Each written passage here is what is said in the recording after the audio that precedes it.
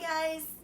Today we're going to read a book called Bear and Bunny Grow Tomatoes. I love tomatoes. I don't know how you feel about them, but I love them, especially on a bacon, lettuce, and tomato sandwich. So I've actually tried to grow tomatoes before on my own. I wasn't that successful. So we are going to watch how Bear and Bunny grow their tomatoes.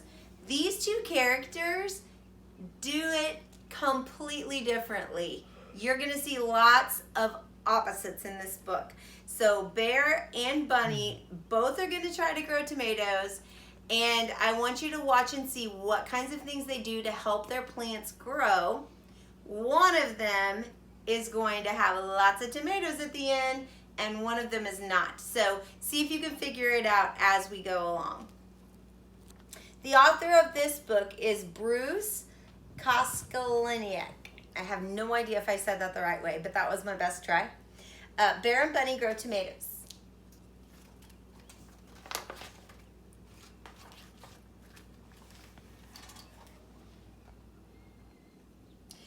One winter, Bear decided to grow tomatoes, and so did Bunny. Now, when you look at these pictures, you can see their thought bubbles up here. And look at what Bear is imagining, and look at what Bunny is imagining. That's what they think their tomatoes might look like when they're grown.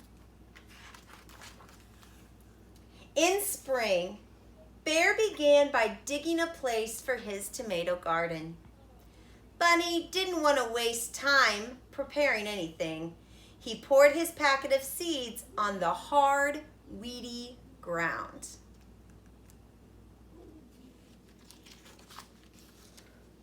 Bear took care to rake all the clumps, stones, and weeds out of his soil.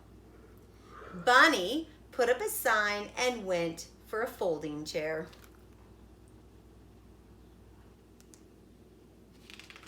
He did make a sign. It says, "Tomatoes may be large, watch your step."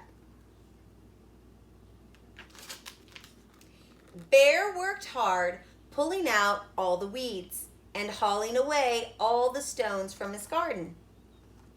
Bunny made lemonade in his blender and found a favorite book. Then he got a big pillow and went out to watch his garden grow.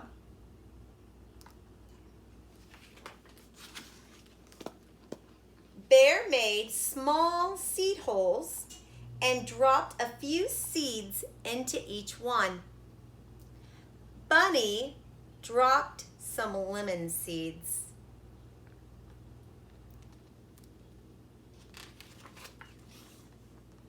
Soon, little green sprouts were popping up in Bear's garden. Bunny couldn't be sure what was growing in his garden.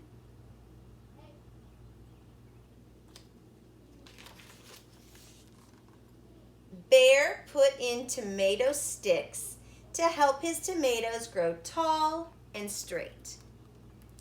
Bunny put in a swimming pool and invited Bear to his pool party.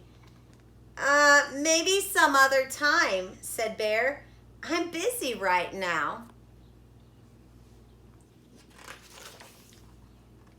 A gentle summer rain fell as Bear went out to weed his garden. Now the tomato plants were almost to the top of the stick. In Bunny's garden, the weeds had grown almost to the top of his window.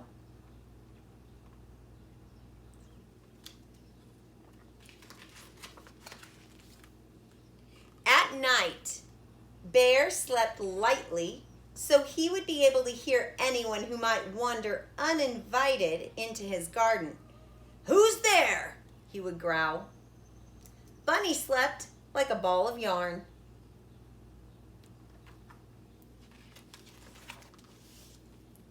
By August, Bear's plants were bursting with large, juicy tomatoes.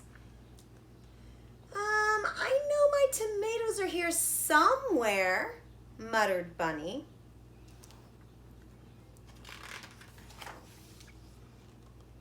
Bear ran out of boxes and baskets to put his tomatoes in. Now, what will I do with all these tomatoes, he wondered. Bear took 2 boxes and made his way to Bunny's yard.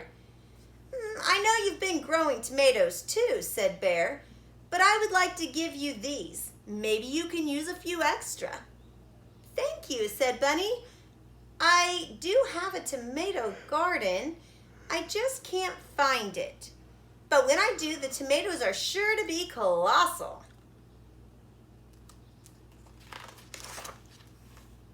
Bear had a very good harvest of tomatoes, and so did Bunny. Now, I bet as you were listening to this story, you could figure out which character was gonna have the tomatoes grow.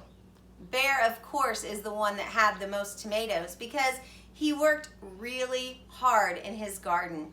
He made sure the soil was good. He planted his seeds with plenty of space to grow. He pulled out all the weeds so that they wouldn't take up all the space and block out the sunlight. And he made sure they had water. So Bear did a great job growing his tomatoes. And Bunny, he had a lot of fun, but he didn't work very hard. And in the end, he didn't have any tomatoes. Thanks, guys. I'll see you soon.